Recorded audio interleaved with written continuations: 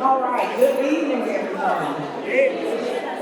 Thank you for coming out to this listening session to get our community informed and to also get the feedback as we look at the proposal of the sale of Midway on the Chilhowee Park side to Emerald Hill. Before we get started, I have just a few housekeeping rules. This is a new event center. I'm very happy to be here. Los Portillos, as they describe to the minute reporter. So happy to have this space in East Knoxville, but to my right are the restrooms. And here we also have 2 coolers full of water if you need that as well. So we're going to start, some of you may have noticed or heard, the rumor mill spread fast in the community that our Councilwoman Gwen McKenzie is a little under the weather, but she was committed to being here and she is here. So she's going to give a few brief words of a welcome before we get into some additional information. Thank you.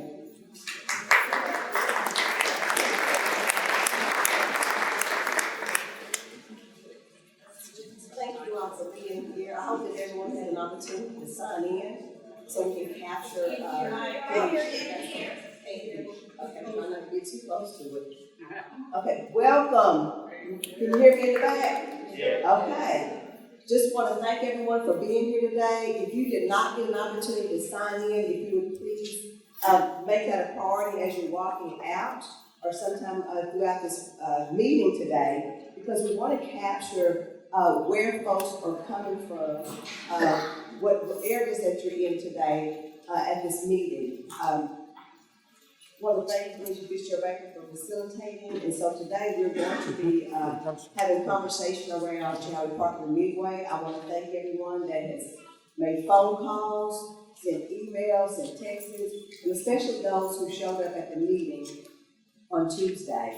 But specifically, anybody who's in the room who I had a conversation with on Saturday, by knocking on your door and giving you a flyer and sitting on your porch having a conversation about this project. It's amazing how we think that in this day and time that people would know everything that's going on with social media, but believe it or not, there are a lot of folks who are not on social media who don't keep up with a lot of things that's going on, and so I want to thank everyone for that as well.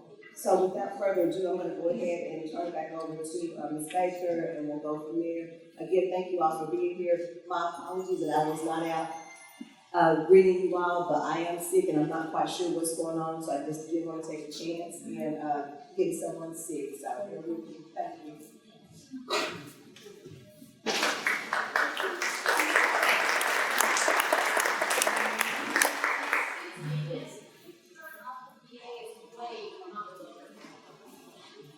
What I can do is use my teacher voice. I'm not sure how to work the system, but can you all hear me okay? Yes. Is that good? Turn it. Got you. All right, well, I won't leave any notes from here. So we are going to have a Q&A portion of our session this afternoon or this evening. If you did not get a chance to write down your question, there is still time to do that. And so, if you would hold up our bucket there, and if you hold up your question, someone will come and get it if you didn't get a chance already to put it in the bucket. One of the things that I'm convinced of is that the best opinion is an informed opinion. So we're going to start by providing information from the parties involved to maybe clear up any questions and provide some clarity as to what led us here today. To start off, and we always like to do this, I'm going to invite Reverend Renee Kessler, President and CEO of the Vet Cultural Exchange Center, to provide some context and history of Chilhowee Park and the Midway side MLK. Thank you.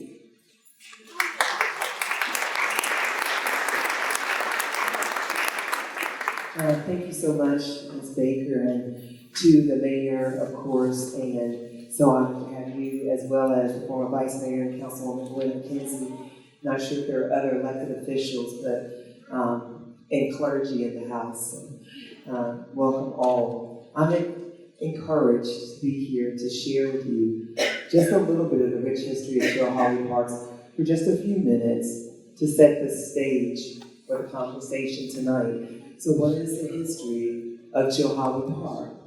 Well, if you go back to the early 19th century, that park was really just farmland.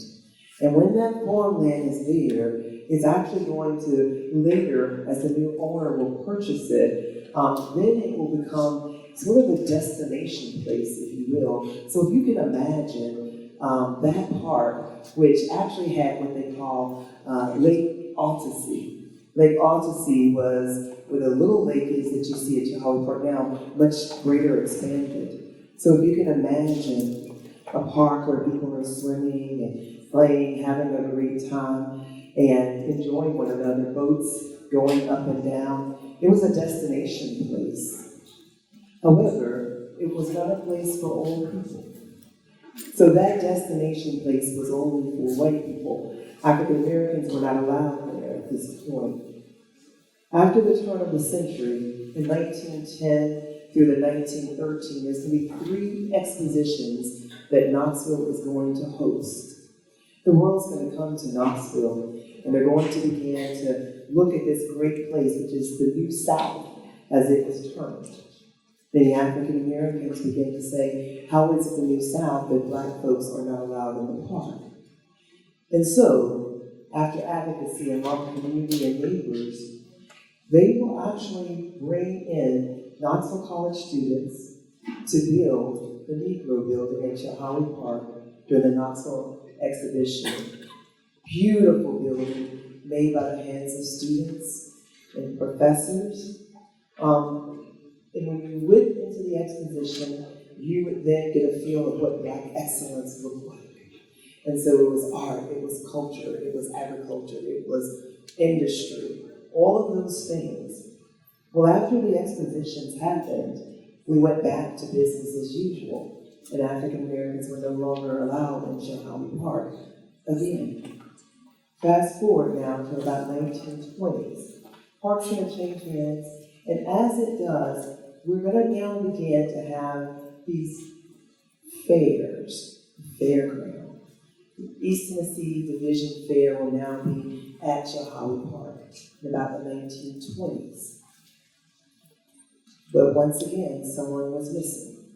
African Americans were not allowed in Chilhowee Park at the fair. About 1927, it will then decide, as people, African Americans, begin to advocate to be able to enjoy Chilhowee Park, they will actually advocate for a colored fair at Chilhowee Park. That fair will be there. In addition, beginning in 1927 all the way to 1954, they will also go to that park one day a year. Anybody know the date? I love my people. The 8th of August will become the one day that many African Americans can go to Chilhowee Park.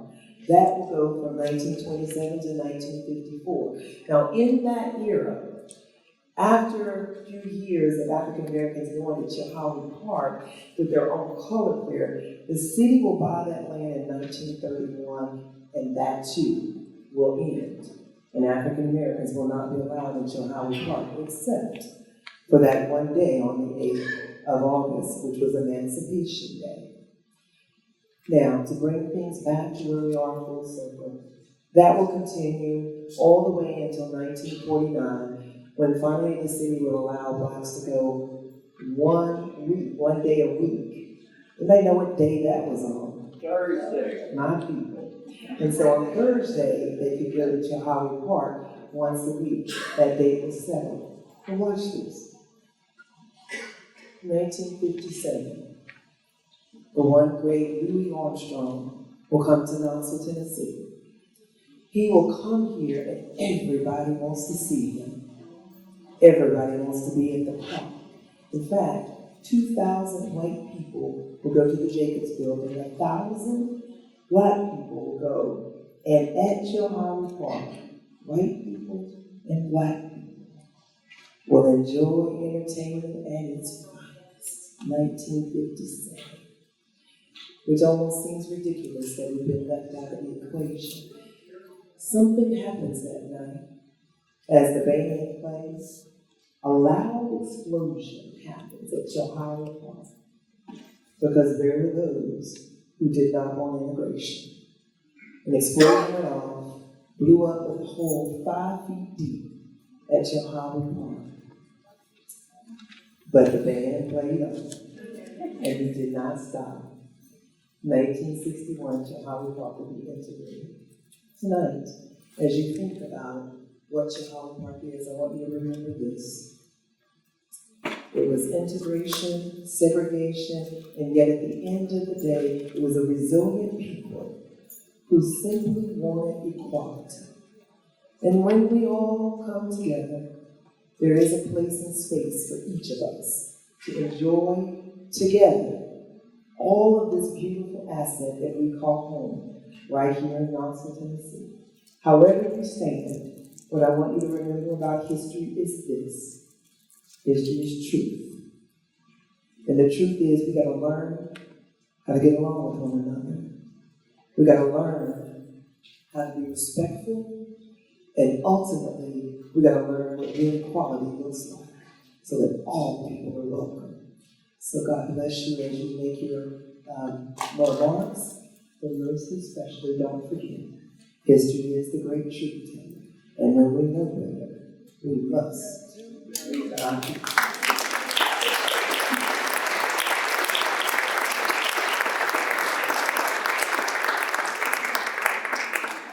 So I realize I have the hard job here. We have many who are standing at the door, and we're going to need you to move inward. We're going to try to find a space for you over here, but we can't block the entrance. And so we appreciate everyone being here, but we're going to need to leave that space open. There's still time to write questions. We moved the box up here near me. And so if you have a question, pick up a note card. If you can, on your way in or out, sign in. Next, it seems fitting for us to have an overview of the process, the RFP, and also the vision for East Knoxville and how that's incorporated into what we're talking about today. So I'm going to ask Mayor India Kincannon to please come up with that information. Thank you.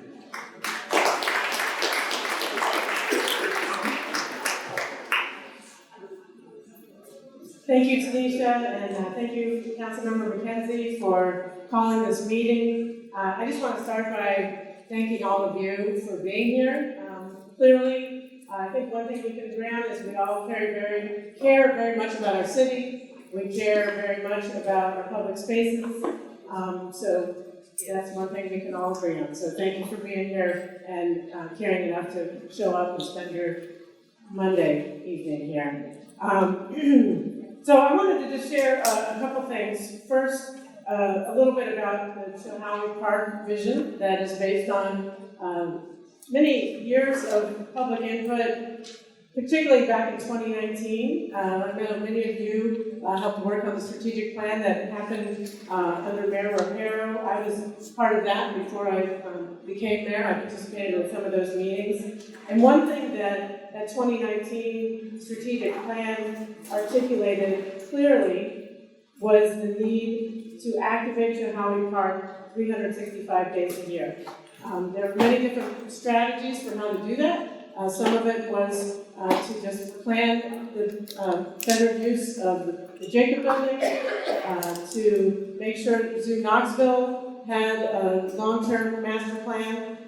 There was definitely a call for more green space and passive park space. And there was also a priority for that for active recreational facilities, for more structured and programmed activities. So that is the basis for some of the proposals that have been developed since that time. As you all know, Council approved the lease for the Muse to move into the Jacob Building. I see some people from the Muse here, or people who enjoy the Muse, so we're very excited to let them expand in their space, and that will be a great community asset. I do want to just, I'm not going to go into the details, but for those of you who want to get into the nitty-gritty details, we did provide, there's a handout over there on the table that shows, it's just a excerpt of the RFP that went out that talks about the statement of intent, the goals and vision for the project site, and then the project timeline. So it's been several years in the making, and I just want to say that while I think there was a robust process of community input, and I know Councilmember McKenzie was part of that, many strong and commendable and longtime leaders of the East Knoxville community were part of that, including Mayor Dan Brown, who's here, Reverend Harold Middlebrook, who's here, Cynthia Finch, other neighbors and community members. I readily admit that we needed to do more listening and a broader community-wide meeting, so thank you for being part of that process today. But if you want to know a little bit more about the process, it was a public RFP. It was responsive to what we heard from the Chilhowee Park strategic planning process. And also, over the years, Councilmember McKenzie and I have communicated quite a bit, and she has said she wanted for her district, the 6th district, where we are now, the kinds of investments and revitalization that we're seeing in South Knoxville. We also, those of you who've had a chance to see the transformational efforts of the Emerald Youth Foundation in Lonsdale that complements other community work in that community. There was a lot of process in 2017, and City Council did approve at that time a sale of land to Emerald to create the Lonsdale complex. And if you haven't had a chance to visit that, especially when there's lots of community members, kids and families there during that time, it's been transformational. And I know there are some people here from the Lonsdale community who can speak to that in a direct way. And some of the concerns that people had about Emerald's investment in Lonsdale, we have now had several years to see what, if those concerns, how have they been addressed. And I can tell you from the feedback from my personal experience and from family and friends, both who live in the nearby Lonsdale community and who live across the city, that they serve everybody. They welcome everybody with open minds, open hearts. I know Jewish kids, Muslim kids, kids who aren't religious at all, who enjoy not just the sports, but the after-school tutoring and career counseling, and then also the wellness and health services that they provide. And so I know Councilmember McKenzie and Councilmember Thomas, other community members have seen those services and resources and amenities in Lonsdale, and then thought it would be something that people in the East Knoxville would want and need as well. So we didn't just think about it though, we did conduct a process and talk to the people of East Knoxville. And obviously not every single person agrees with that, but there are a lot of people in East Knoxville who did participate in that and want that for their side of town. I also want to say, so that's a little bit about the Chilhowee Park vision that is based on all that various sources of input.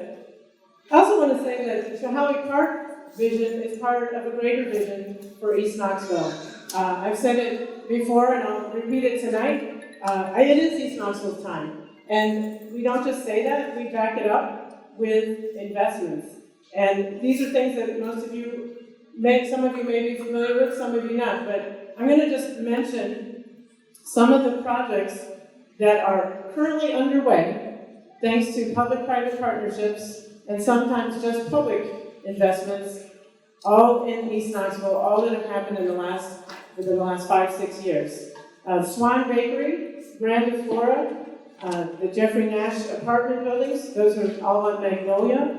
The fire station, number 6, the first new fire station being built in the last 30 years. Burlington Streetscapes, Muse Knoxville, which was approved. They already have $25 million towards an overall $50 million goal to renovate and use every day, the Jacob building. And then this proposal would be $25 million investment to turn the Midway 12 acres to facility like they have in Lonsdale, a recreational complex with indoor space, outdoor space, a wellness center, and the Magnolia Avenue Streetscape Phase 3. All of that together combines to over $134 million in investment in East Knoxville. Someone also, yeah, I think that people have asked, and I'm hearing those questions now, about East Knoxville deserves parks too, green space and parks. Yeah, I agree. And I'm gonna just share some of the investments we've made in parks. Harriet Tubman Park has gotten new tennis pavilions, a mini pitch, restrooms, basketball court resurfaced. Babe Ruth Park has had swings and resurfaced basketball courts. Milton Roberts Community Center has had $1 million renovation, including a new playground. Holston Chilhowee ball fields, and also a dog park over there. We're in the design phase for the East Knoxville Greenway. Holston River Park, which is a beautiful park right along the river. And that's a wonderful passive green space with lots of fields. That is a new design boat dock that's undergoing a design. And E.B. Davidson Council just approved improvements over there to add solar panels on the roof of E.B. Davidson. Claude Walker ball fields have had $300,000 improvements in the fields. Cal Johnson Rec Center, almost $1 million in improvements to the rec center. Those are all improvements to parks and rec spaces in East Knoxville. That doesn't include investments in Williams Creek Golf Course. Not all parts of town have a public golf course, but 6th District does. Paul Hogue Park has had new fitness equipment. We've also invested both capital and operating dollars in the Knoxville Botanical Gardens, which is privately owned but city supported. Let's see, I forgot, Morningside Park. Morningside Park is one of the biggest parks in the city, and we had a public-private partnership, I think to the tune of $6 million. I don't know if any of you had a chance to enjoy it, but I know a lot of people have enjoyed it, and it has now bathrooms and water and great new playground with a lot of amenities for kids. What Emerald's proposal that we issued the RFP and they were the most responsive one brings that is not available at some of those passive parks is programming. People sometimes focus on the capital investment, the buildings, the creating the fields and so forth. But what the Lonsdale investment brings is so much more than just the buildings and so much more than just the fields. It's the coaches, it's the tutoring, it's the counseling, it's the programming and ongoing operation. The security, the custodial. That's what would be unique about this proposal that is one of the things we're considering tonight. Those things are already happening. Exactly. I want to also just end by saying that Emerald is not, we have had, excuse me, I just want to end by saying,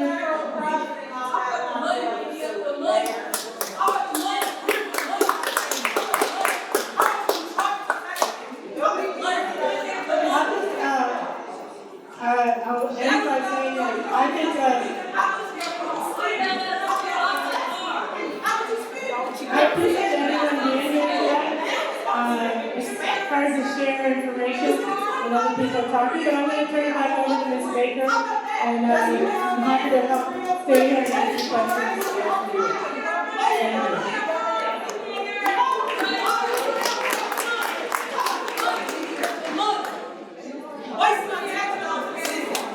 I know there are a lot of questions. And so we're going to get to those questions. And let me say this. I'm here like many of you because I love East Knoxville. And we are here with purpose and passion. And because of that, emotions may get escalated. But what I believe, what I have experienced, is that we can operate through that love with dignity and respect. You can say what you need to say. Nobody's filtering that. But we want to hear from everybody. And regardless of where you stand, we are a community. And as Reverend Renee shared, we are able to unite together. And I do believe that two rights can exist at the same time. So we're going to move forward so that we can get the information out. And we're going to turn it over to Caitlin, if you would come up and share the proposal for MOU.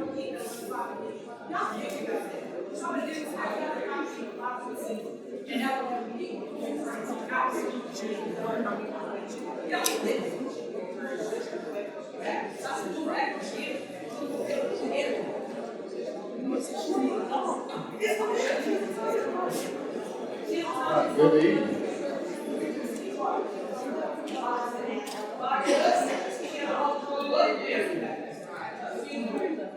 My name is Kevin Chesney. I serve as the East Area Director for Young Foundation. And I am here to talk a little bit about Emerald and actually how we got to what you guys see on. Oh, okay. I'm sorry, I'm more after school. Or what I do. I don't really have a teacher. I do coach though. But I get the opportunity to talk about Emerald and the work we do and actually how we got to this point. At the end of the day, we want to serve kids. Every child, every neighborhood, to give them that opportunity for that full life. And our hope is that we can turn them into godly young adults that come back and give back to that community that they grew up in. I'm born and raised in East Knoxville, graduate of Austin East. I see a lot of road runners in here. BB. For the last 4 years, I've had the opportunity to coach baseball at Austin East, and for the last 7 years, I've been working here at Emerald Youth Foundation. Specifically in East Knoxville, in the last 5 years is when I took over as our East Area Director. And we've actually been in East Knoxville since 1996. In 2005, we were moved into the Mount Zion location where we currently house about 90 young people each and every day in our after-school program. That's probably our longest-standing facility that we have in Knoxville. With all of the work that we're doing in East Knoxville, we're only touching about 13% of the young people. We really believe that through this investment, that we can reach about 30%. And our model for doing that, what we call is faith, learning, and health. Through our faith component, we typically partner with churches, local churches in the neighborhoods that we serve to run our after-school program. At those, young people are able to get homework help, tutoring, assistance with reading, math, all things educational. In addition to that, we are a faith-based program. That's not a secret, so we do offer them a devotion and a faith component as well, and try to get them connected to a local church on Sundays. Right now in East Knoxville, last year we were able to touch about 750, like I said, about 13%, which we're hoping to get that number up to more about 30%. And like I said, faith, learning, and health. So the learning part, well, we also have a high school program called Calling and Career. Currently, we were able to talk with Austin East to be able to have that program at Austin East as we go into this next year, working with those high school students, helping them figure out what their calling or their career could potentially be.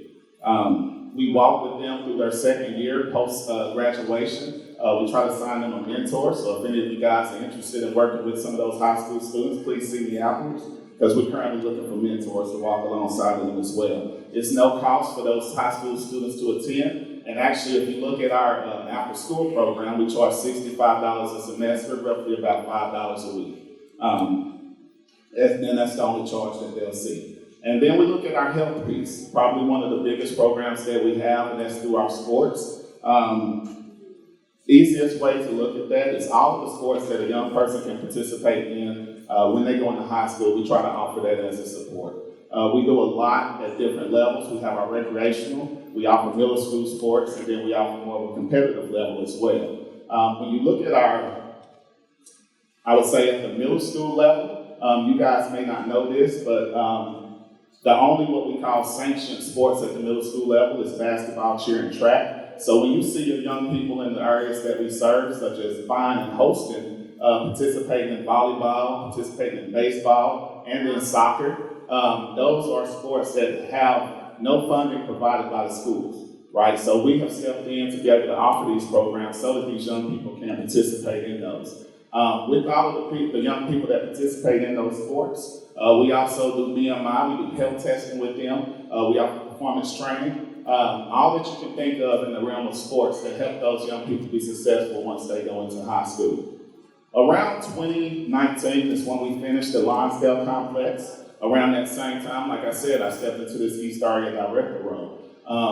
We began to get questions asked of when will we be able to get something like this in East Knoxville? Being someone from East Knoxville, I thought it was a great idea. I know that I personally asked Steve and the leadership at Emerald, like when would we be able to duplicate what we're seeing in East Knoxville? And that's actually what started the conversations initially, probably around the 2020 time frame.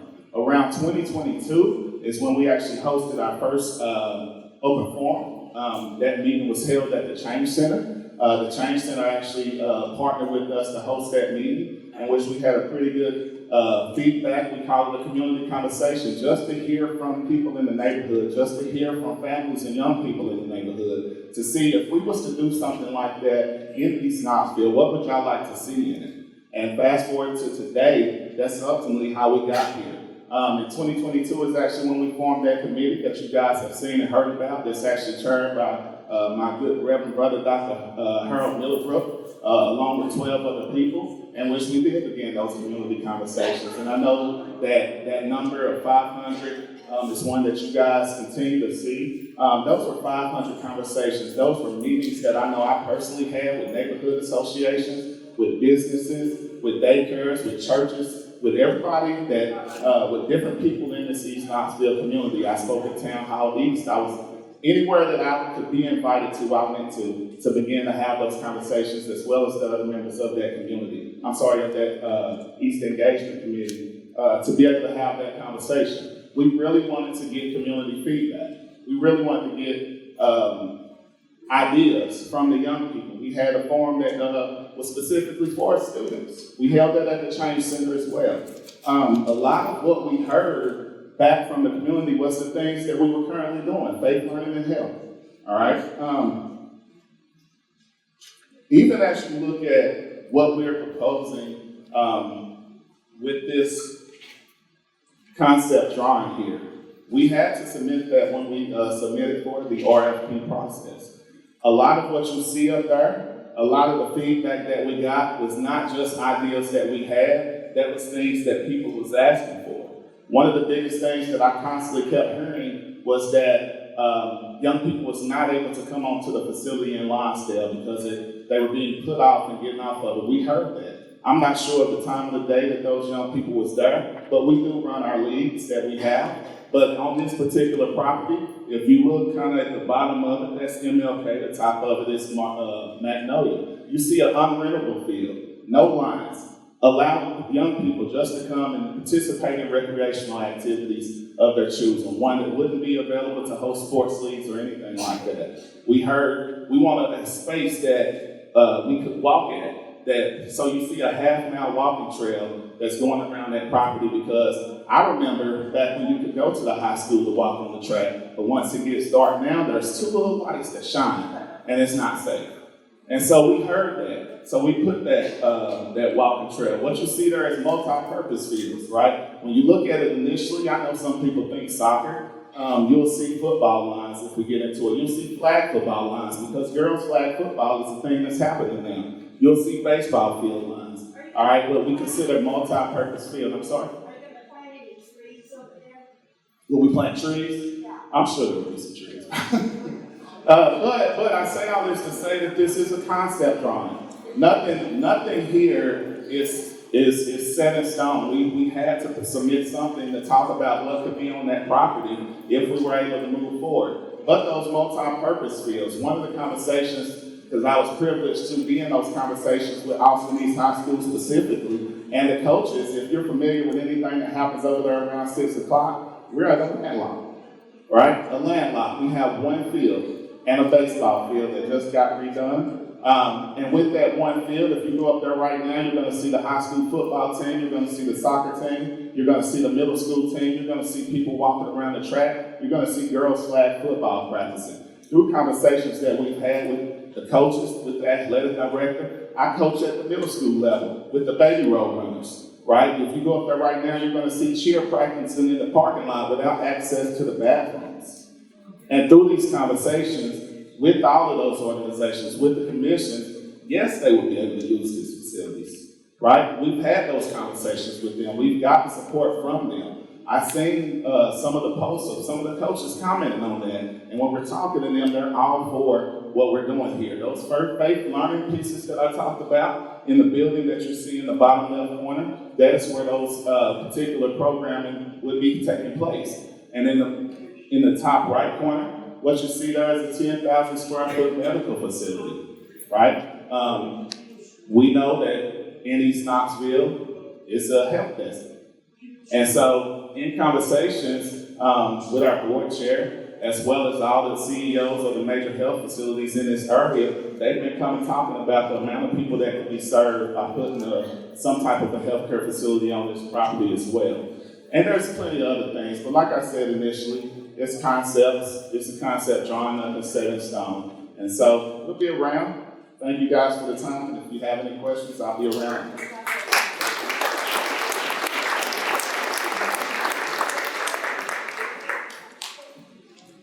One thing that you mentioned, Caitlin, were the health facilities, and I think we can all agree on health equity. And that being said, since we have Dr. Gray here, I would like for you to come up, please, and talk a little bit about the wellness and health component that is planned for the facility.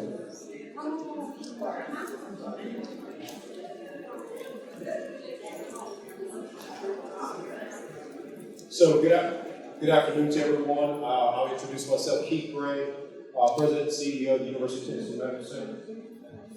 And I'm Cynthia Finch. I am the Executive Director of New Directions Healthcare Solutions and also serve as the President of the Burlington Business District Association.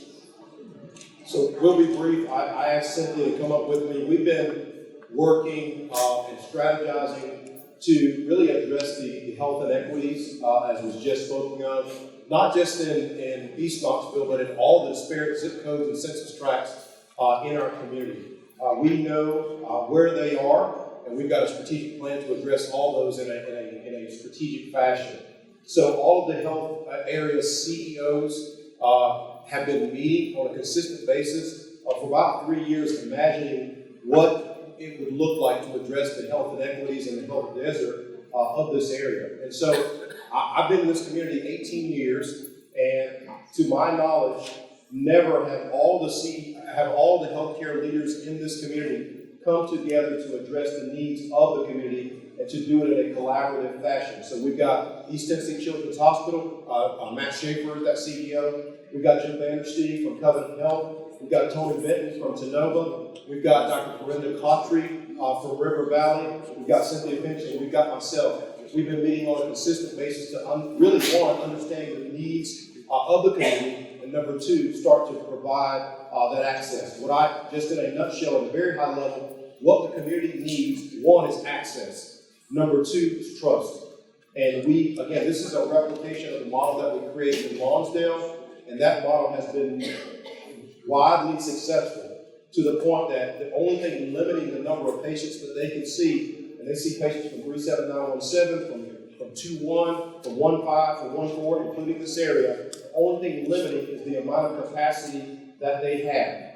They have 4 exam rooms, and they see behavioral health, so primary care and behavioral health. So what we have learned from our stakeholder interviews in this community is that you need primary care, you need behavioral health, and you need access to specialty care. So the plan is for River Valley to provide that primary care and behavioral health access. That's what they do. And then for the area CEOs and Cynthia's organization to come together to start putting together a navigation model that would create access to specialty care for this community. We understand what the specialty care needs are. It's gastroenterology, it's rheumatology, it's neurology. Those are the top 3. Those are the top 3, not just for this community, but for everybody in the country. And so we are working really, really hard collaboratively to provide that access to that primary care, behavioral health, and specialty care. And I might just say in regards to specialty care, one of the things that I kept hearing from the CEOs and others that are in the healthcare system is that they would call a specialist, like a cardiologist, and they would get a need for a patient to be referred to a specialist. But the referral and the appointment might be 2 months from now. Between that 2 months, they get lost. So what I'm excited about is pulling together a team of people, not only just New Directions, but others, that will help identify these individuals. Once they're referred to specialty care, we will track them. I call it specialty care tracking, where we will try to follow them along the way and then help them get to the 2-month specialty care appointment. We're really excited about that. You know, one of the things that I want everybody to understand is there are some healthcare free medical clinics that exist in churches right now. How many of you all know about the East Knoxville Free Medical Clinic that's on 2700 Magnolia Avenue? How many of you all know about the Kim Center that just started here at Pellissippi and is taking care of a lot of the students there? And I just found out about another one over on Ayler. Sister Vivian, we were in the meeting and they shared with me about another free medical clinic. So there's opportunities for us to work with this project with Emerald, with the CEOs of the hospitals. We're really excited because we truly do have a health desert and we need some support, and I'm excited. I'm excited about that part. So thank you for the opportunity to share.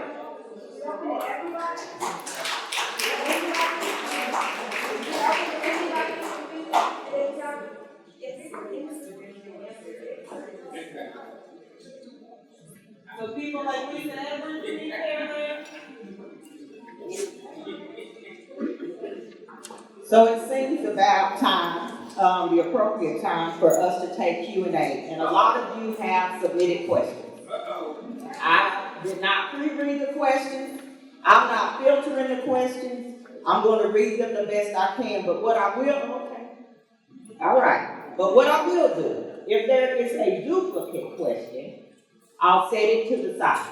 But I think we have the people in the room that can answer. So I'm just going to start at the top and move my way through. I'm trying to get to as many as possible and also leave room for a listening session, because sometimes we know it's not a question.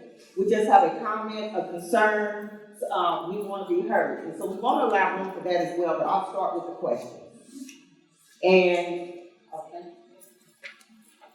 We'll have about 2 minutes for each to respond. We got a timekeeper, we got a mic. If I can get someone to help pass the mic to someone who might be able to answer the questions as they come up. The 2019 plan is 6 years old. A lot has changed in East Knoxville since then, from different pressures to the AAERTF, that's the African American Equity Restoration Task Force framework. Why are we leaning on an old document instead of opening a new public input process now?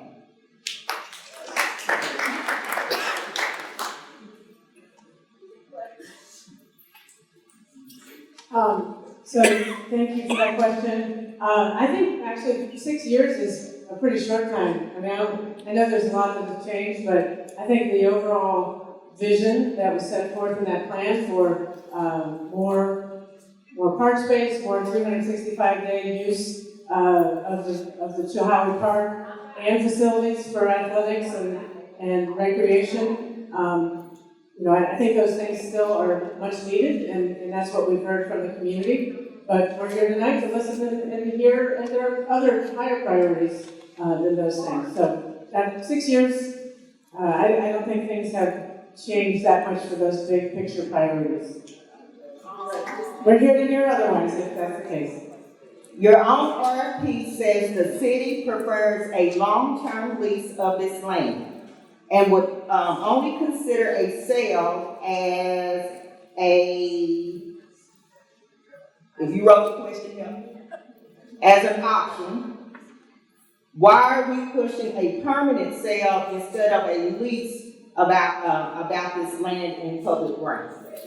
Yes. Okay, good question. It's true, we would prefer to have a long-term lease, just like other property owners, we want to hold on to our property. However, back in 2017, when the similar type proposal came for Lonsdale, the lease agreement was sort of drafted, and very shortly after, both Emerald and the city were sued by an organization called Freedom from Religion. And we thought that our law department and other people thought that litigation, that we were vulnerable in that case. And so the options were to walk away or to sell. And at that time, the city, I wasn't there at the time, chose to sell. And I think that, again, that's been a good investment in our young people in Lonsdale. And we think that while leasing would be our preference, that the same legal issues would arise if we did a sale versus a lease on this one. We don't want to sell till out there. All right, so this question is one that is pretty common, and I'm going to paraphrase it, but basically, is there anything in the contract between the city and Emerald so that you can't sell it again in the next 5 or more years to another private entity, and then that entity be able to do whatever they want with the property? There's also a note that the property will appreciate in value over time. Thank you very much. My name is David Brace. I work at the city of Knoxville, was involved in some of the negotiations. And so the agreement has a restricted period of 20 years. So the agreement requires that Emerald fully fund the $20 to $30 million investment, and that the restricted uses of health, wellness, recreation, and education must stay in place for 20 years. And so there is a right of first refusal. So if Emerald went out of business, if Emerald said we're done, they go bankrupt, the city has a repurchase option, which is a valuation of the improvements on the property. So the city could buy it back if they, through the repurchase. Again, a $20 to $30 million investment, there would be an appraisal, and 80% of that appraisal, the city could repurchase that facility, because it is a fully built recreation facility. And there is a right of first refusal if there was an offer through that restriction period. So the city has those protections, but all of the cost of raising the dollars, building the facility, and then operating it are on our partner. But after 20 years, so I hear that. after 20 years, so for sale. After the restricted period of 20 years, yes, the property is then, again, at the very end, if they wanted to sell it after the restricted period, that is no longer in place. The city purchased land for a firehouse for $700,000. Why are we selling a 100-year-old park for $900,000? The firehouse land was $482,000 per acre. The park land is valued at $75,000 per acre. So, really good question. I know Allie is here from the News Sentinel. I've had a lot of discussions with them about this as well. So, two things. One, when the city did the RFP, as it was stated earlier, the first thing we said in the RFP was we'd love to lease this. Emerald came back, and based on what the mayor said and based on their donors, the city started to get into negotiations on the value and the sale of the property. We asked Emerald, you want to buy it, what do you think it's worth? You have a third-party appraisal. They said, give me just a second. They said, yes, we do. And I said, I need to see it. So they handed it off to the law department and myself and others. We had just done an appraisal the same month, May of 2024. We had just done an appraisal on a parcel owned by my friend Scott with the fair within Chilhowee, within the Midway. So we had an appraisal right there that we'd already done. The same month that Emerald had done their appraisal, we had our real estate experts in the city compare those two. And the values were very similar. And so that was how we came up with the price. Let me jump in on the fire station here in just a second. And so we had two appraisals, and we compared those appraisals. The Emerald appraisal was actually a restricted appraisal. It was restricted to open space zoning, which if you're in the real estate business, you lose value. It's less valuable to be a park than to be a commercial or a residential use. The city's appraisal for the fair was actually appraised at fair market value for what it could be zoned most likely to some type of housing use. And so those appraisals, we felt very comfortable in that negotiation with the sale price. Let me talk about the fire station. One, the appraisal acquisition of fire station property was sometime later. Property does go up in value. We also had to have commercially zoned property in the heart of Burlington. We didn't have a choice. So there wasn't a lot of negotiating. We need commercial property. We need to build the first fire station in 30 years in Burlington. And so yes, the value of that was much more than what was negotiated at the network site. The mayor's recent property tax did not affect the park's value as well?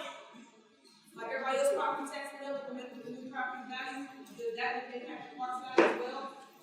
I'm confused, how did the property increase and then the park's not part of the increase? So, I think something similar to that question is in the stack. So why does the city need to sell the land? Is there a precedent set when the city has sold public park property in the past? This question's been answered about the assessed value, but I think the question on the table is why there was a need to sell. I think that was explained, but the question remaining on this card, is there a precedent for when the city has sold public land? Public park land, thank you. I can think of two examples, and maybe David can help me think of some others. One is back in the 80s, the city sold, actually didn't sell, gave away to a nonprofit in World's Fair Park, a smaller plot of land, plus appropriated $1 million, and that went towards the construction of the Knoxville Museum of Art. Another example is in my own neighborhood, there was a playground at the site of a former full block area of the McCauley School, and there was a decision by the city. Nobody really cared about the land there much, and so they took it off of they decided not to have a park there anymore and sell off it parcel by parcel. And half of those parcels have been turned into infill housing, and half are still owned by private entities, but just vacant at the moment. David, are there some other examples? So I think we talked about why the sale. I think it's important to just know there's been a lot of discussions about the city selling parkland. We add parkland all the time. Urban wilderness, Gulfwood, Ohio. So there's a goal of adding park space and improving park space. I think what Chilhowee Park, the idea and the intent was to take a piece of property that had not been active as a park.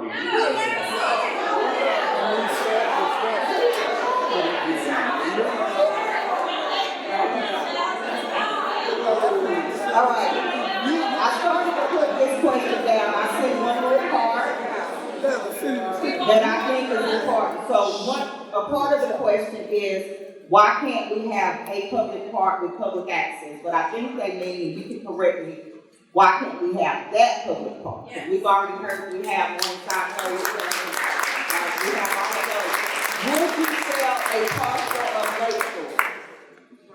Well, I would say that Chilhowee Park is very important to our city and to all of you here and many more who are not here. This is the over 80 acres, Chilhowee Park, and the part that could potentially be sold to Emerald. People are thinking that as a loss to the community, but to me it's a gain. It's not just to me, to the people who have been part of supporting it, and Councilmember McKenzie has been part of these conversations too. You're not losing a park, you're gaining a programmed park facility that has support, that has athletics, that has the wellness center, and it has staffing and operations to support that. I would talk to the people in Lonsdale to see if they feel because the people in Lonsdale that I've spoken to, I'm trying to answer the question. Not only do they feel like they have more opportunities for their kids, they also feel like there's more activity locally, and it feels safer.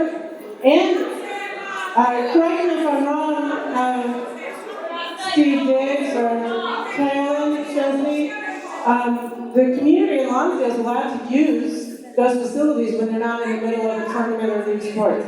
They're not locked up. There's a fence to keep the balls from rolling out, but you can walk on a Sunday morning and use those spaces for walking, for sports, whatever.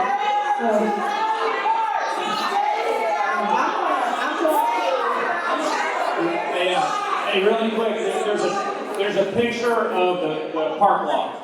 Okay, that park. Give me just a second. That park has been managed as a public facility, like our convention center. It hasn't been necessarily managed like a park.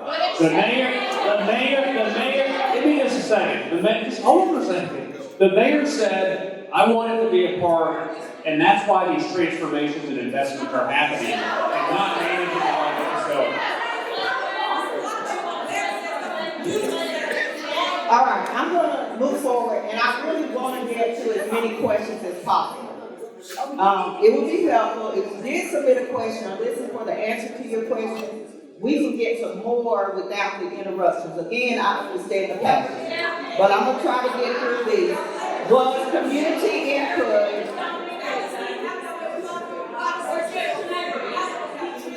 I'm sorry. Thank you. Was community input invited in the process of selecting a bidder during the RFP process? And how was Emerald Youth chosen? So I think they answered that we only had one proposal. But community input invited. And you answered that, right, Karen?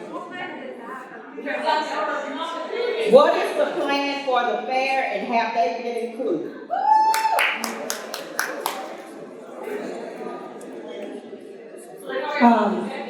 Thank you. Scott, I see you over there. We've had many meetings and negotiations with the fair to adopt a new 3-year contract. We're in the middle of year 2 of that contract. I know that I'm very excited about Muse moving into the Jacob building. So I know that the Muse leadership and the fair leadership are happy to partner to think about how that space can be shared. I also know that there's a lot of people who support the fair, and I'll say right here publicly, we support you. You can stay at Chilhowee Park. You just have to evolve with the times and make sure that, again, the most common thing of the strategic plan is Chilhowee Park. People want Chilhowee Park to be active 365 days a year. The Tennessee Valley Fair is a 10-day event. I know it takes much longer than that to plan and prepare for it. But it is a 10-day event, and we want to plan an active, family-friendly destination for Chilhowee Park for all 365 days of the year. I think the Tennessee Valley Fair can be part of that. So that's up to their leadership to figure out with the other partners, the zoo, the Muse, and hopefully Emerald to work together on that.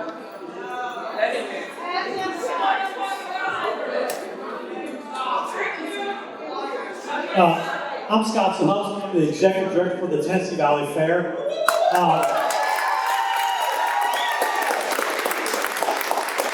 We've been out to Chilhowee Park for over 105 years.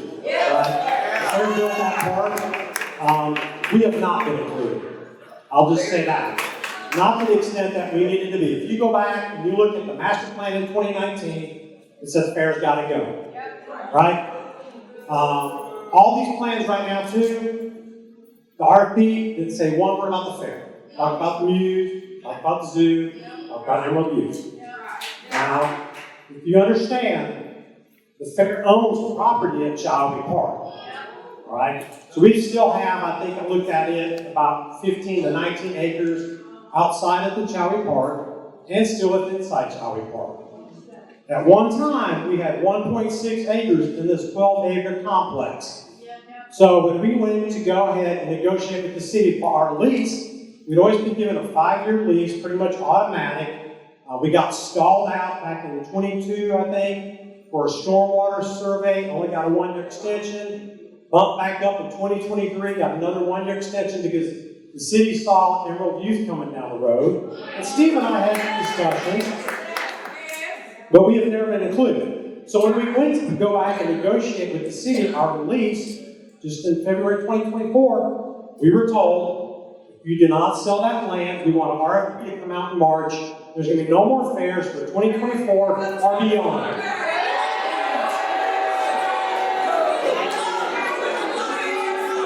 So, whatever it is, we already have a fair plan in 2024. So we have to go ahead and sign away our lease and basically sell the land for what the city wanted, what the city needed. Okay. These next questions.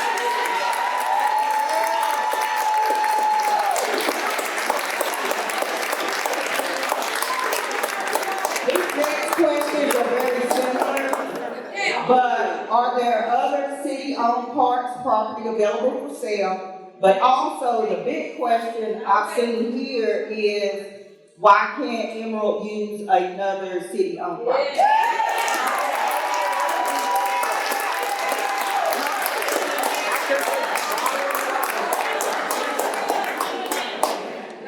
The location of this property is key because it's close to a lot of families who would benefit from ambulance services.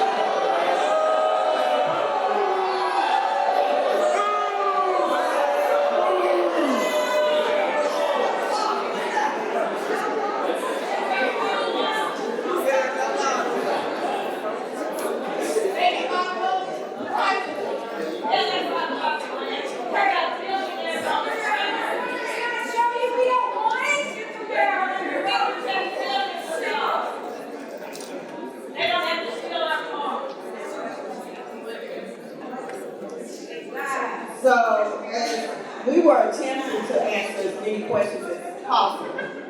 Obviously, emotions are so escalated that we are not able to control the interruptions. So this is what we'll do. One of the things as we, excuse me? No opinions from us. No what? No opinions from us. Well, I think that's what you've been yelling out this whole time.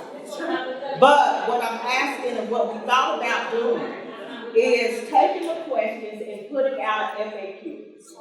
So that if you didn't get your question answered, you'll have an opportunity to see that. The next thing we're going to do is have a listening session. So I wanted to save time for that. Because although Councilwoman McKenzie is under the weather, I see her feverishly taking notes.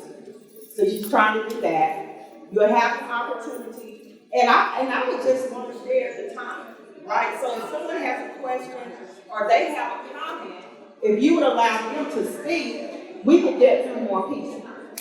Okay? So we'll just move in, and I'm just going to ask if you can move into a FAQ and provide a public notice of the FAQ.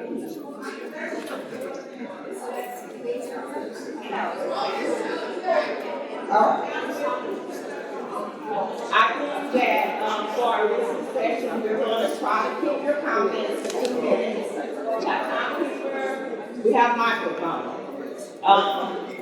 For those that need to leave at this time, you may be excused while we kind of have our community meeting. If those of you are standing by the door, we can ask you to move further in. It's not to block the entrance. We can try to create some space for you over there.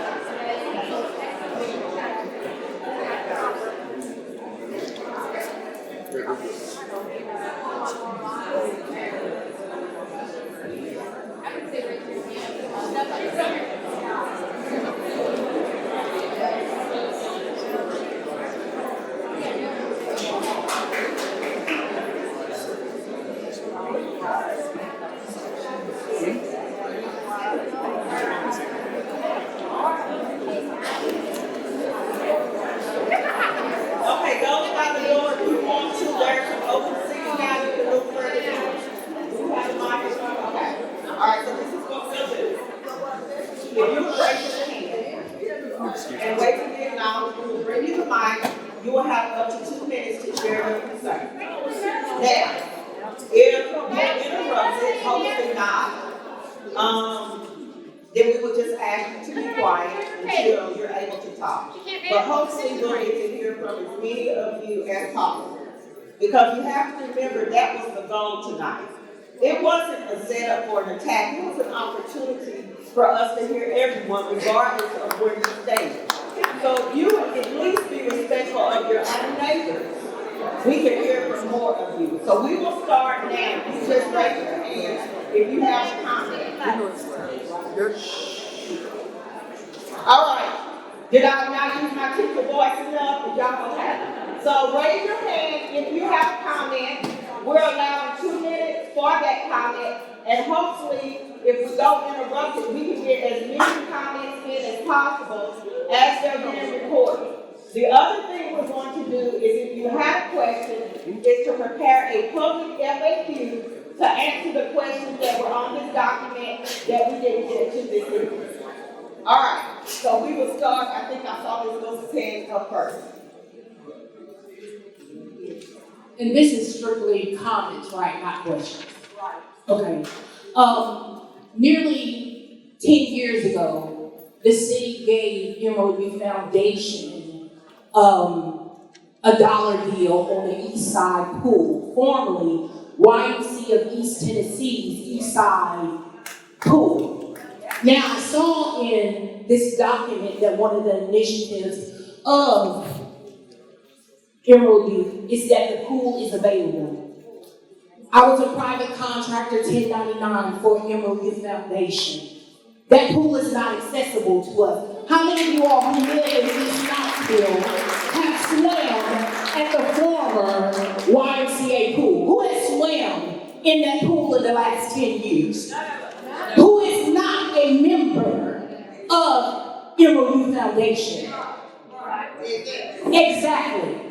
So how in the world can I trust Chilhowee Foundation with 12 acres of land when we cannot trust them with a pool? In 2016, I posted a 23-minute video of Sheriff Shute and their former athletic director after they fired me because I refused to bow down to foolishness. And they told me that they never bought this pool for us. They bought it so that their swim team could practice in an indoor pool. So I'm never the type of person, this is Chilhowee Wilson, I don't talk about things that I do not know personally. So please let it be understood that if Emerald Youth cannot allow its community to swim in a pool, what makes us think that we should rely on them to provide health for our children?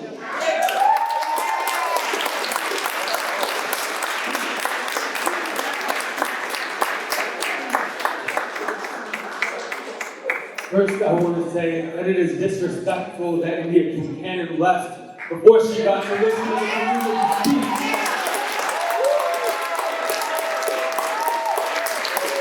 The reason our people are here is because people were excluded from this process. And the fact that she walked out before she got to hear the people speak is disrespectful.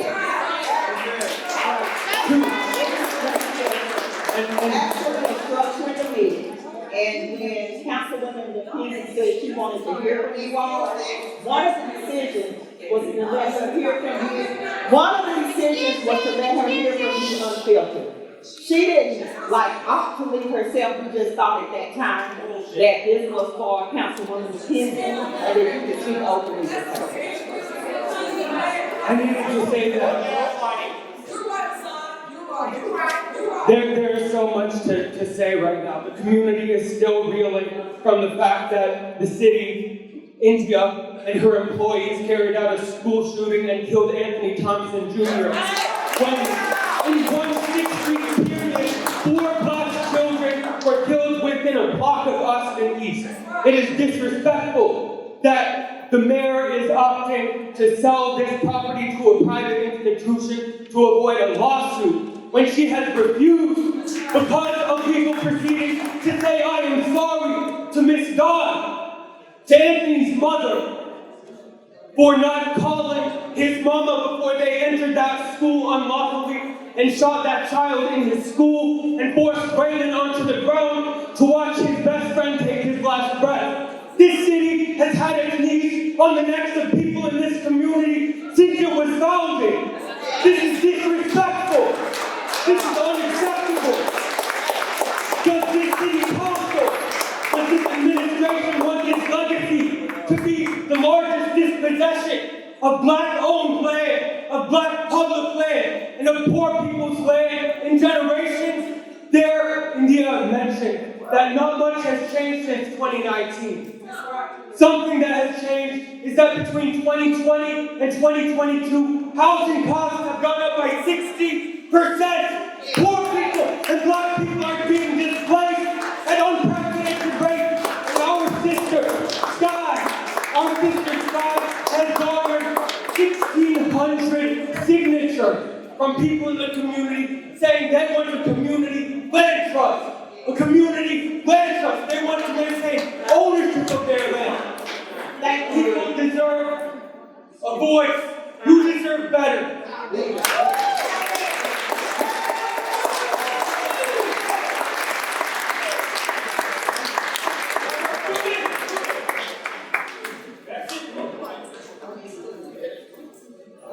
I know that this is mainly, I guess, for comment, so I know my question may not be answered, and I didn't get a chance to write it down. You can still, because you have this extension, before you leave, if you still have a question, you can write it down and put it in the box.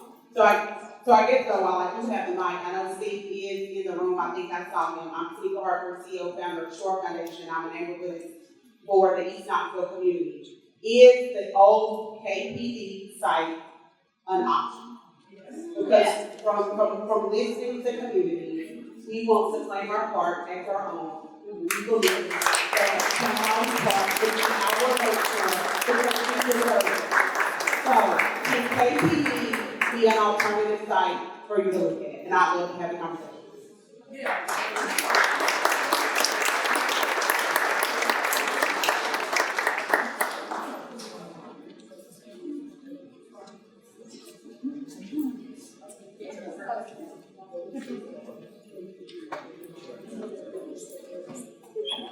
I just have a short comment. It's 12 acres, it's a lot of land. Emerald Youth Foundation does great things for kids and youth. I just don't see why they need all that land. And there's a lot of people in the community that are seniors, and you know, we like pickleball, we like dog parks, we like walking, we like food. We love our youth, for sure, you know, but we also like our old people too. You know, I don't see anything for them. For seniors, that is being outdoors, you know, and being active seniors.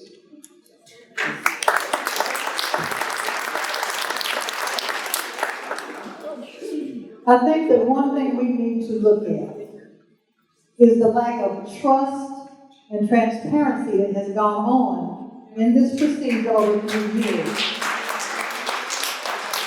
Now, I do not agree with India leaving. She should have stayed. Let me make that statement public. Now, in 2019, for the last 7 years, that plan for Chilhowee Park has sat on the shelf. But what happened between 2019 and 2025? In less than 4 years, we spent $114 million to build a stadium from the ground up. There was no consideration of East Knoxville. This is not about Emerald. This is not about hate. We cannot hate each other. We must agree to disagree. We are a democracy, not a monarchy. So I need you to understand that there was disrespect of our council. There was disrespect of the commissioner. People have been saying, this is not anybody else's business but East Knoxville. I disagree. The park belongs to everyone.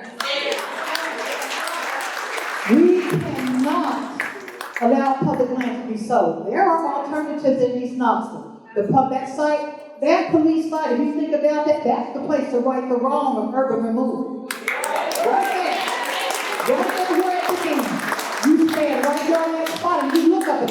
city, look up the hill and down.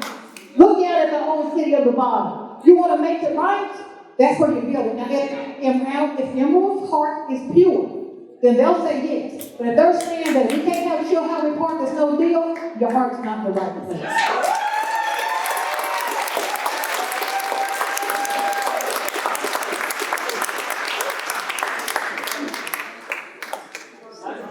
Charles Fraser, here's the deal. Do we have democracy? How many people are for Emerald coming in our community? Please stand.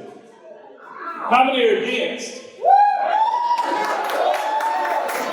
I just want to get an idea of for or against, that's all.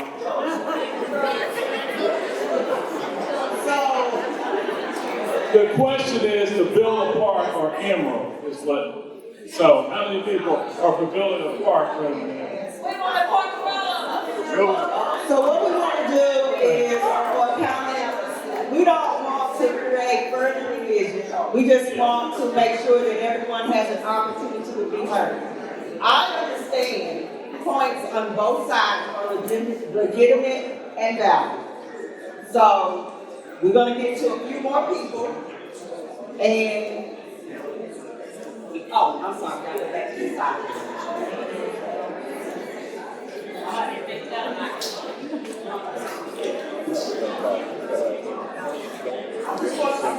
I'm not against him, great, whatever it is. But I'm saying, I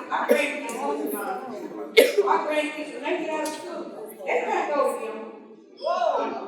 They didn't tell you that part.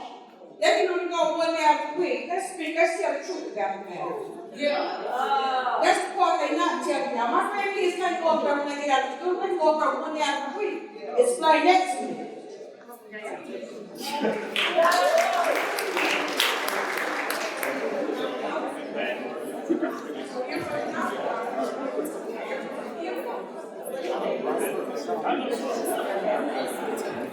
Okay, this is I'm Jasmine Ryan. I live on the east side. I live on Sunset to be exact. I'm CEO with Vision and with the co-founder. This meeting, well, I know for a lot of council meetings are very exhausting because I always hear something about the quorum. The quorum does not mean that we cannot tell the truth.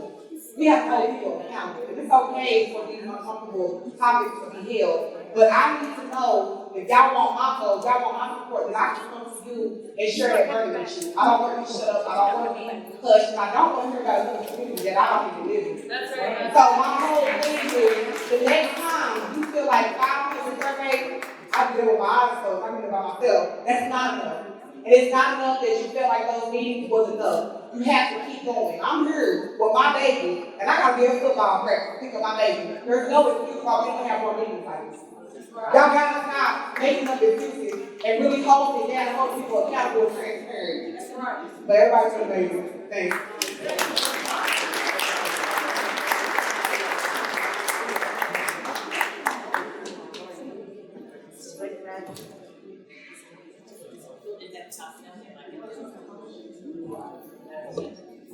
I also grew up in this house. I've lived here almost all my life by choice. And lived a few years, and one of the key things about getting older that's good is you start to see repetition, perspective. Yes, I think everyone in this room would agree that East Knoxville is, it's a lot. I'm trying to think of a nice way to say it. We get the last part of the serving every time. We, I have reason to go to Lakeshore Park quite frequently because of my grandkids play ball. Lots and lots of money is invested there, and it's a park. It's not a service. So the question here, we spend the first hour here hearing essentially sales pitches, rather than listening to views of people who came here to share our thoughts. One of the things I'd like to say is that, again, I have no will against Emerald youth, but sometimes there are proposals that are made that are, they're not bad ideas. They could be good ideas, but are they the best idea for that spot at this time? I say no for the Emerald youth for that place at this moment. The other thing I want to say, of course, the city invested, I'm assuming, a lot of money in that 2019 strategic plan. I read the plan. I don't remember seeing a single line in there about dividing the park up and selling it off in chunks to nonprofits or anybody else. And the last thing I'd like to say was the comment that was made about avoiding a lawsuit. It sounds to me like starting the law.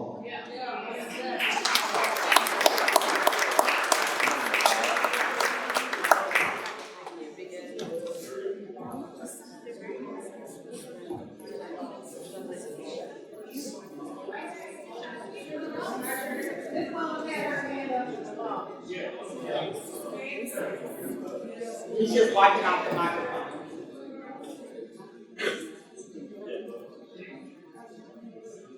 Thank y'all. I just want to talk about that green area that they want. That's the only green area that we have in the whole neighborhood. It's the only grass we have. Now, they put an 8-foot fence around it, and they locked us out for years. We haven't been able to go in there and play. We used to have swings there. We used to have all kinds of things there where we could go in there and play. We want a park there for us. We want you to build one of those walking trails around the outside for all of us old people and all of us young kids. We want a place for our kids to skate there. We want a water park like you got in downtown Knoxville. We want swings. We want merry-go-round. We want a picnic area where we can all get. We don't want somebody there who ain't going to let us even go on the property. We are not children of a lesser God. We are just as good as everybody else.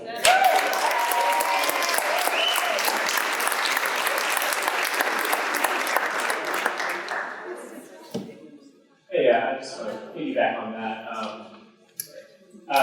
So I was just going to say, I don't feel like that the leaders of the city have really hurt the community if they say that this is a game of unused property being uplifted, because the fact of the matter is it was a choice to make it unused property. Right. And I don't think that the idea that this is just some empty space and we are all going to benefit from having this private entity take it over really takes into account the culpability the city has and its management company that is outsourced management of the park to, because those are all decisions that were made that took parks away from the city. It seems less like a game to give it to a private entity. And the second thing I'd like to say is, Mayor Buchanan, wherever she is, everybody hears, at the beginning when she talked, she mentioned that she could have done more to engage the community, and now that there has been community engagement, it sounds like that there's quite a bit of discontent with the plan. And so I think the city really, if they want to actually take seriously the process of community input, they can't just wait this 2 weeks and vote on it again. We have to see something new because we need to take into account what we've heard.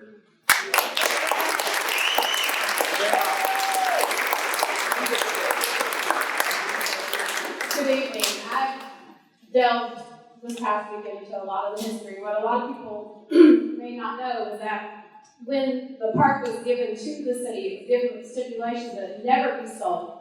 I always opened it as a city park for the residents. So I know I, for one, think that park needs to be open. I have nothing against Emerald. I hope they do well. I hope they pick a fantastic place that serves all the needs they need to serve. Not that area. Not that area. We want a park, we want a real park, and everyone can enjoy. And thank you.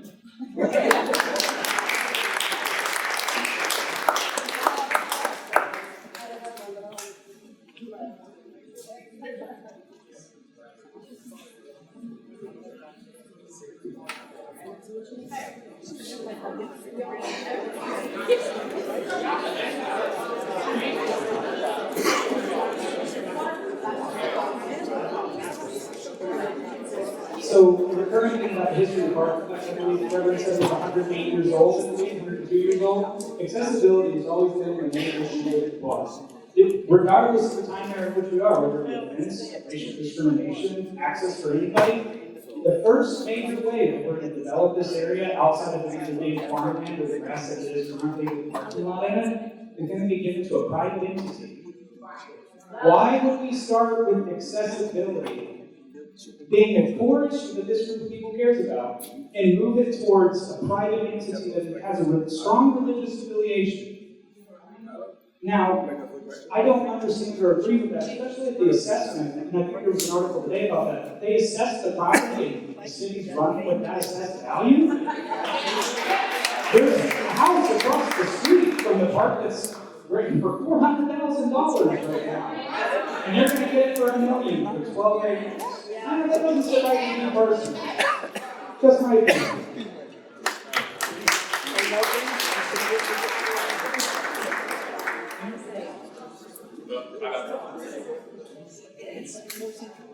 Could someone tell us the status of Tuesday night? I was part of it, not part, but I attended the 2019. Okay, sorry. Okay, I attended, my neighborhood actually attended the 2019 plan for Chilhowee Park. Nor do I remember ever hearing anything about me going to the sports complex. But in 2006, Martin Luther King Jr. Corridor plan, and actually asked for input, because it's part of Burlington. They asked for input from the people. And what they wanted to do on that side was open the park to the public during non-event times, improving pedestrian access to the site from surrounding neighborhoods, improving amenities and services to host regional events. They wanted this park for them, not to give it to somebody else, because basically you're giving it away.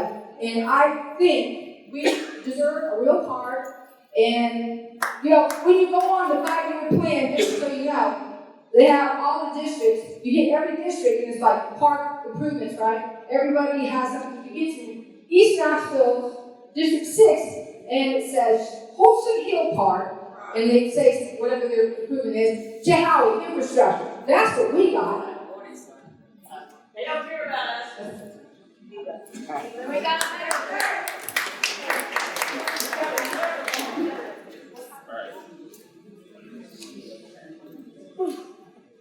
Yep. Pardon my camera shyness, but I lived on the east side of Knoxville on East Fifth Avenue all my life, and I can't picture our park being changed by adding into something else.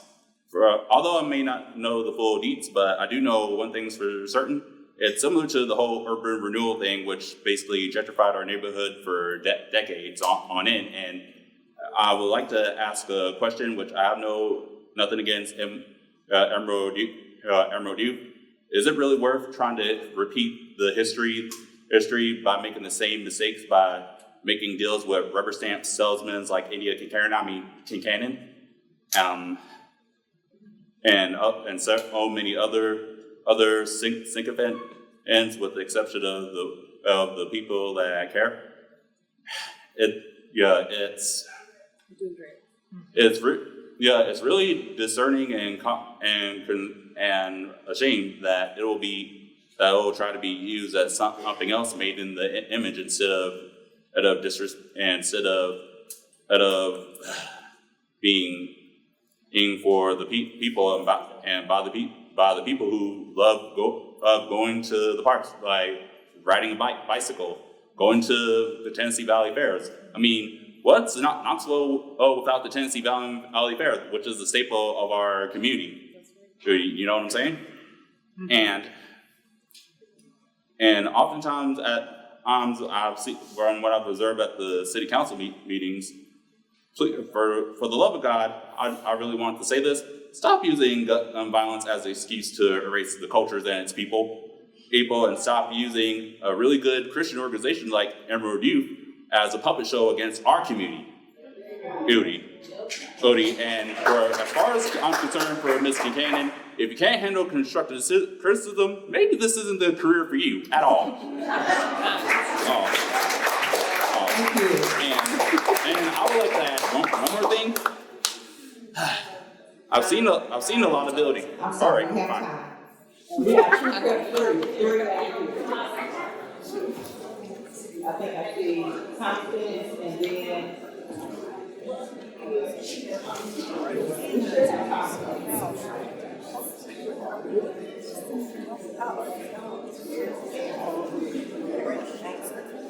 Yes.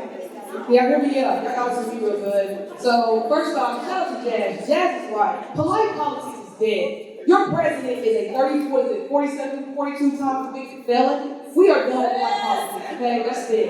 So, y'all already heard me yell the whole time because it is about accountability. Eddie Buchanan has been telling bold-faced lies to the city of Knoxville for some time now. And this is one of the prime examples of her lies. Think about what she said. She talked about youth enrichment. Great. Like somebody highlighted, you got a lot of organizations who do youth enrichment. Where's their $25 million? They're not getting it. Right.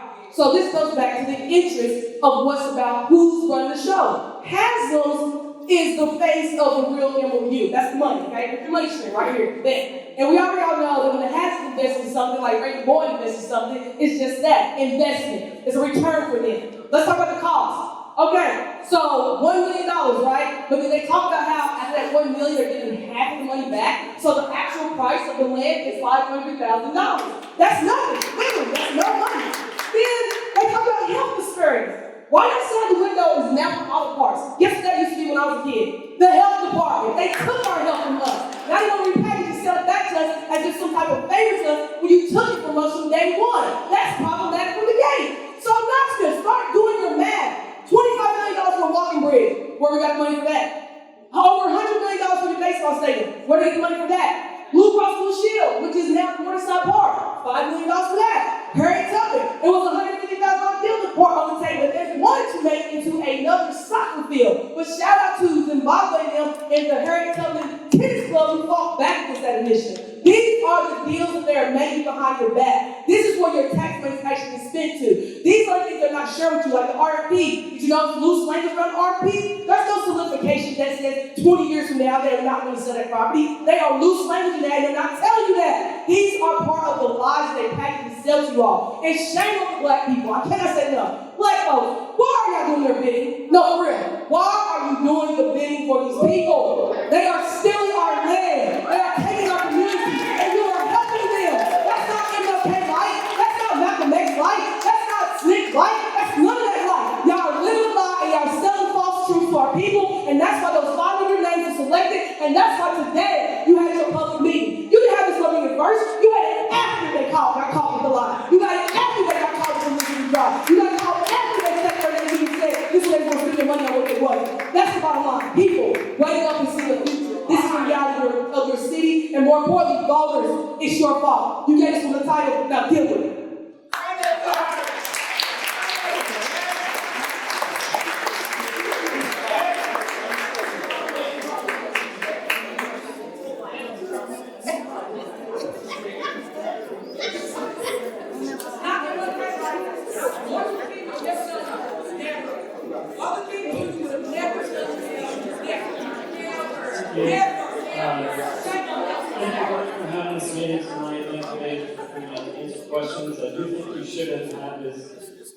I think you should have had this meeting before the vote on Tuesday last week. I've been responsible for 18 years running this as well. There were no public participation meetings for me to participate in as an East Knoxville resident. This is my neighborhood park. I go to the botanical garden all the time. And I want to share with the members of the media, some of you may have gotten here earlier, and you didn't see that this parking lot is completely full. I have to park across the street at Walgreens. So there's a lot of interest in this meeting and in this discussion that should have happened before the vote proposed on Tuesday. So I heard for having this meeting, we should have more of these meetings. We need to have the discussions to ask, you know, I grew up in Scribble, Tennessee. My first visit to Chilhowee Park was to the zoo to ride the elephants. Cute photos of me as a kindergartner over there. The entire time that I have been coming to Knoxville, this park has been underdeveloped, under-resourced, and yes, underutilized. I would use it as a neighbor if it were unlocked. And thank you for bringing the photos of the lost gates. Let's have a discussion about what this park would look at. The first choice to not be to give it away to a private entity. We've been asking for the park to be open for 20 years. And that's how I understand that the lease is going to be for this private entity before they have the option to keep it. So please the wait should be over, and we should withdraw this measure from council's consideration.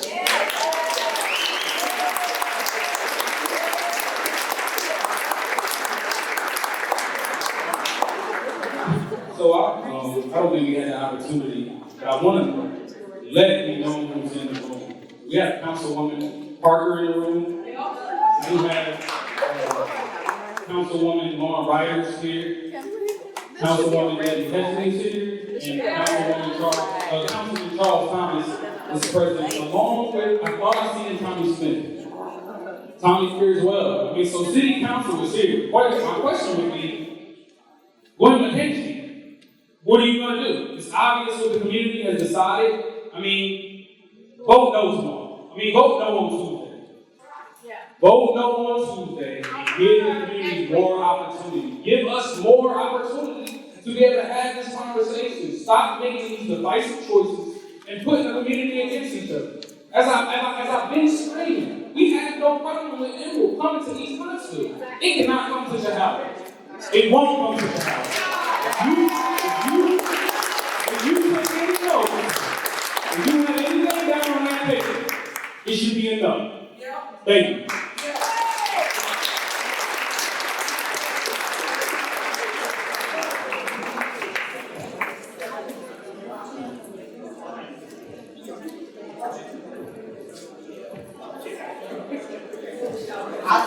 I see two more hands, and I think we have time for two more comments.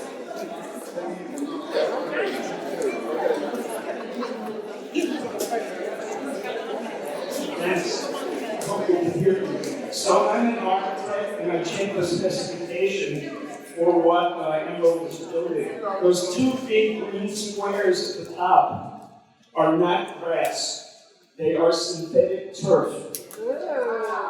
And the city of Boston and the city of Washington, D.C. have banned the use of those materials because of health concerns. The materials, there are dozens of materials in AstroTurf that are carcinogens and dangerous to our health. That's it.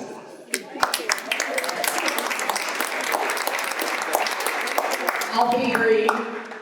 As a teacher, I know people don't like to listen to lectures, but I do want to ask you to dig deep into your heart for a minute and to build off what Mr. Grant just shared with us. As you think about what the right way to do, Madam McKenzie, please vote no. Think about the memories you're creating with your families as we speak. Your kids are not going to go, remember that time I got to go to football practice at Emerald? They're going to say, remember that time, Grandma, you took me and we were on the walking trail and I ran faster than you. And then the dog almost caught us. Remember the memories we need. East Knoxville has been taken for granted for so long and we have so much beauty here. And I'm not the right color to represent. But I feel it in my heart as I look out among you, and it matters that there's representation for the people that have been here way longer than me. And think about the people like Nick and Giovanni. What would you say right now? Think about Dr. Booker. What would he say right now? They'd shake their heads and they'd say, no ma'am. Not East Knoxville, they deserve better. Love like Chrissy.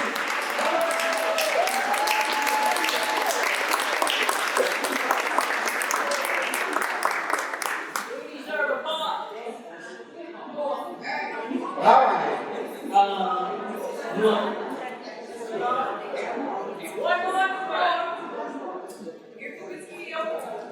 Thanks for listening to us.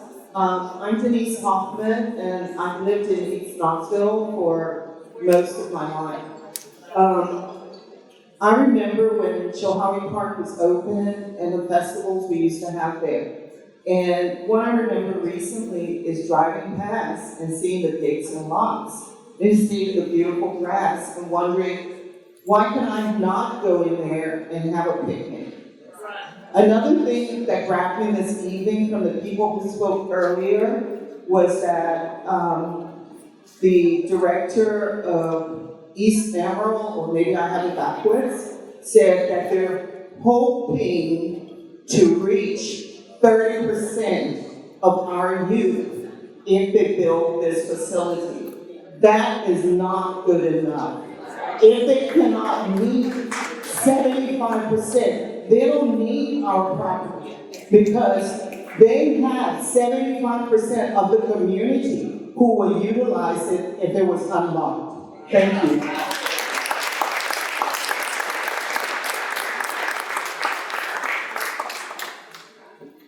Good evening, and thank you for being here. I just have one statement and one comment. The sales tax referendum that is going to be on the November 4th ballot has a tax increase. And under the infrastructure plan that is indicated for District 6, Chilhowee lists infrastructure. If this property is sold to Emerald, will they get any of your tax dollars? And that is one issue that has not been addressed. And I want to say, this has nothing to do with Emerald Youth Foundation. I'm going to just sum it up. What would Jesus do? Vote no in opposition to selling Chilhowee Park. Thank you.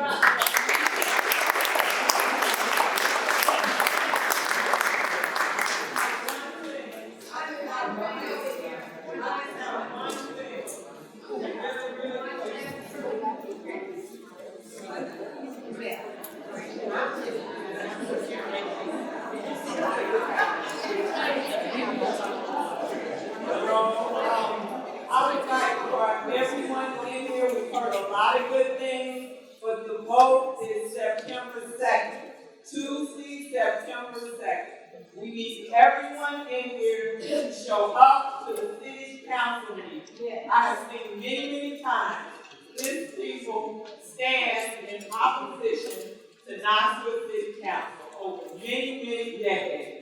And they will absolutely vote the opposite of what is being said here and ignore every word. That is a serious possibility. Tell everyone you know that is interested in saving the park and having it renovated and having more trees and more beauty in our community that is naturally green, to please come to the city council meeting on September 2nd to show your support for keeping the park and just take a stand, because you can't leave here and think everything is okay. You have to speak to these people again on September 2nd. So please show up, tell everyone you know to show up, and 6 p.m. on Main Street at the City County Building. Please wear the flag if you're against selling Chilhowee Park. Come early. Come early. Emerald Youth will be buzzing people in. All right, so we're going to reserve the last couple of minutes for Councilwoman McKenzie to give a closing. I'm sorry.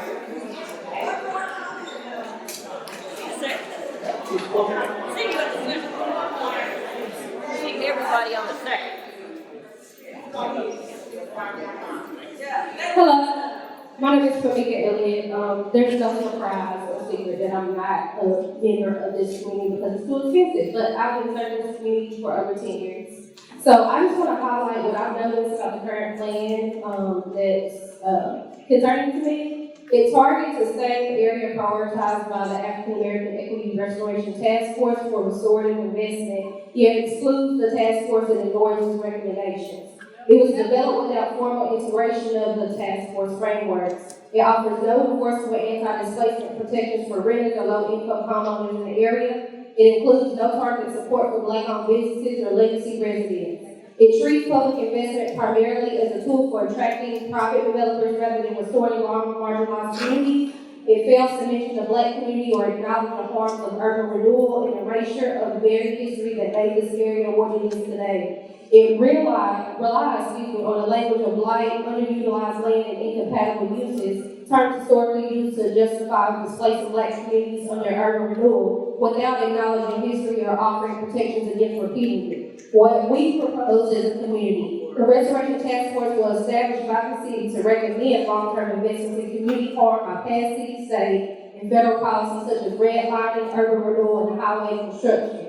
Per the strategic framework of the task force identifies 4 areas for intervention: Black-owned business development and entrepreneurship, increasing profitability and access to capital for Black entrepreneurs, ensure representation in economic development institutions and expand mentorship and procurement opportunities, home ownership and housing justice, workforce equity, improving access to family-sustaining jobs and career pathways, especially for students at Austin East High School and their families, community power and data-driven accountability, using the data that has been collected by the task force to identify racial disparities, support Black-led advocacy, and planning efforts in ensuring exclusive decision-making. This idea draws directly from that framework and applies its recommendations to the specific threats posed by the Magnolia Avenue and Chilhowee Park redevelopment plan. I call on the City of Knoxville and KCDC to amend the redevelopment plan to reflect the principles of the strategies outlined in the African American Equity Restoration Strategic Framework. Specifically, we demand the following additions: formal alignment with the African American Equity Restoration Task Force Framework, anti-displacement measures, capping or freezing property taxes for long-term low-income homeowners, provider relocation, Black-owned business investment, generational wealth building, and workforce use pathways, community transparency, and power. I can play with my time. Thank you.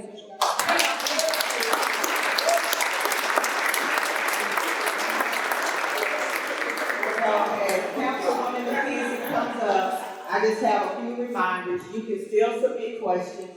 You can still send emails. I think we're still in the process of this. When I say we, it's the royalty, because listen, I don't get paid for this. I'm here because I respect the voice of the community, and whatever that voice is, it has value. So I offer to help with this process, but we're going to allow okay. Councilwoman McKenzie to close us out. Let's give this back to round of applause.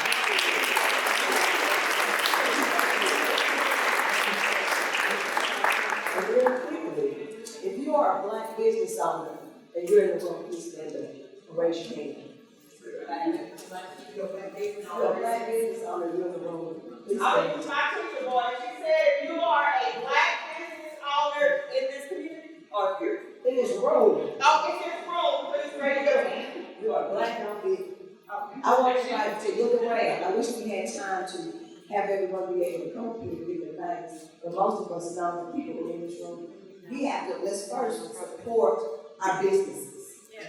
We talk about what the community used to be. If you've been in this community a long time, you know what Magnolia used to be. And we have Western City. We had a lot of it was thriving. It was thriving. Sometimes we have to step back and say, what happened? Sometimes it's not everybody else's fault. Sometimes we have to step back and say, what's happening? And how do we rebuild? How do we rebuild this? All these people stood up. They've invested in this community, and we need to stand behind them and patronize them so they will not go out of business like so many other businesses we see in our community. Grand opening wood, grand closing. So that we're going to have to start being way more intentional than what we have been. But what I want to say is thank you everyone who came out tonight. Thank you for your comments, all of your questions, which I've been talking about. Not that she said this was loud. As she said, those will be put in the Q&A. I encourage everyone to please attend the next council meeting. Also, remember that tomorrow is election day. We got a glimpse of politics here at the campaign tonight. But go out and vote. The polls are open from 8 to 8. Look at your voter registration card and make sure you go to your correct polling location. We have some poll workers that are in the room. There will be people there who have issues with voting. They will help those things get reported because we do know that there is some voter suppression tactics that are going on. I'm not going to say necessarily in Knox County, but they are alive and well. As it relates to just a point of clarification, because a lot of times we get the city and the county mixed up. Health departments and schools are under Knox County. The city doesn't have anything to do with that other than if you live in the city, our tax dollars are contributed to the schools as well. And so I do want to recognize my colleagues who just stand up that are here. And want everyone to know that we can't talk about this today because we are covered under the sunshine law because this is a publicly noticed meeting. So I do appreciate our colleagues that are here today. I know they've been getting emails and phone calls and texts as well. And so again, stay in the fight, keep showing up. Thank you all, be careful going home. And make sure that you all, if you're going to be having an event of any kind, remember this business. This is an event center in our community. That we want to keep event centers and other businesses like this. What did I say about our Black-owned businesses? We have to get out and support them. I think that they're taking bookings as we speak. So again, thank you all for being here. God bless you and have a good night and safe going home.